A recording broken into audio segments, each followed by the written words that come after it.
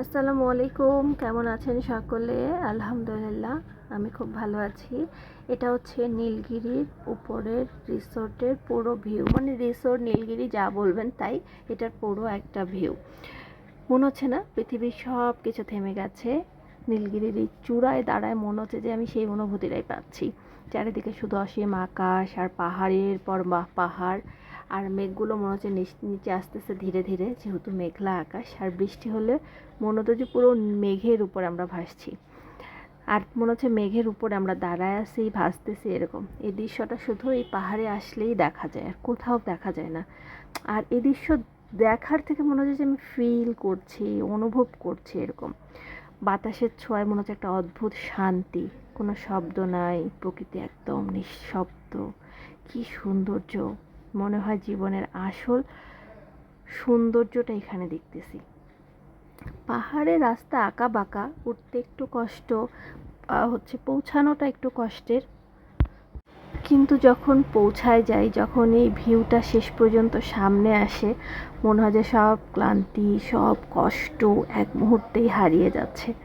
এটাই হচ্ছে সেই নীলগিরি, যেখানে আকাশটা একটু বেশি কাছের মনে হয়, তাই না? মনে হচ্ছে না আমি প্রকৃতির মাঝে একদম হারায় গেছি, একটা অন্যরকম শান্তির জগতে আছি। না জানি আল্লাহ জান্নাত আমাদের জন্য কত সুন্দর করে সাজায় রাখছে। নীলগিরির উপরের ভিউটা আমি একদম এত সুন্দর দেখবো আমি কল্পনাও করিনি। আর নীলগিরি আসলে, নীলগিরি সাজেক একই রকম কিছুটা, কিন্তু সাজেক একটু বেশি সুন্দর আমার কাছে মনে হয়। যাই হোক, এক একটা জায়গার সৌন্দর্য আল্লাহ এক একভাবে রাখছে, দেখলেই মনটা শান্ত হয়ে যায়।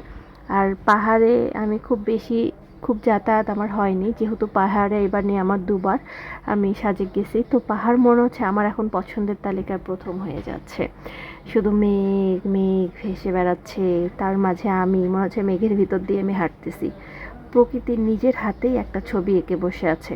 এই যে ঠান্ডা বাতাস, একটা যে অনুভূতি, এই যে আকাশ, সব কিছু মনে হচ্ছে আমার ক্লান্তি ধুয়ে মুছে নিয়ে যাচ্ছে। কোনো শব্দ নাই, নিঃশব্দ একটা জায়গা। আর এত ক্রাউডের মধ্যে সব সময় থাকি, তো মনে হচ্ছে যে আমি পুরো একটা বেহেশতে একটা জায়গায় আছি। আলহামদুলিল্লাহ, আলহামদুলিল্লাহ। এটা হচ্ছে নীলগিরির হ্যালিপ্যাডের স্থান, সবচেয়ে উঁচু। তো এখানেও চলে আসছি, একটু উঠতে কষ্ট হচ্ছিলো এই জায়গায়, কারণ একদম খাড়া। মনে হচ্ছে যে কিছু সময় শুধু নিজের জন্য আর প্রকৃতির জন্য রাখা দরকার। আর যদি জীবনে কখনো সুযোগ না পাই, একবার অন্তত এই জায়গায় আসবেন। মনে হচ্ছে যে আমি যদি পরবর্তীতে আর কোনো এরকম শান্তির সুযোগ না পাই, দেখেন আমি কি রিল্যাক্সে হাঁটতেছি, আবার এখন রিল্যাক্সে বসে কিছু ছবিও তুলবো। আর প্রকৃতির সৌন্দর্য কখনোই কোনো ক্যামেরায়, কোনো ভিডিওতে প্রকাশ করা সম্ভব না, সেটা যত ভালো ক্যামেরাই হোক না কেন। প্রকৃতি হচ্ছে আপনি চতুর্দিকে দেখে একপাশে এসে আপনার নজরটা থেমে যাবে, ওই জিনিসটাই সব থেকে সুন্দর। কিন্তু ক্যামেরা আপনি যেদিকে ঘোরাবেন শুধু ততটুকু ক্যাপচার হচ্ছে, ততটুকুই সুন্দর মনে হচ্ছে। আমি আপনার ভাইয়াকে বলতেছি, দেখো দেখো পাহাড়গুলো একটার থেকে আরেকটা রূপ এত অপূর্ব, এত সুন্দর। মানে আমি যে সারা রাত জার্নি করে গিয়েছি, ক্লান্ত, ফ্রেশ হতে পারিনি, তারপরেও মনে হচ্ছে প্রকৃতি আমাকে একদম ফ্রেশ করে দিয়েছে আমার মনটাকে।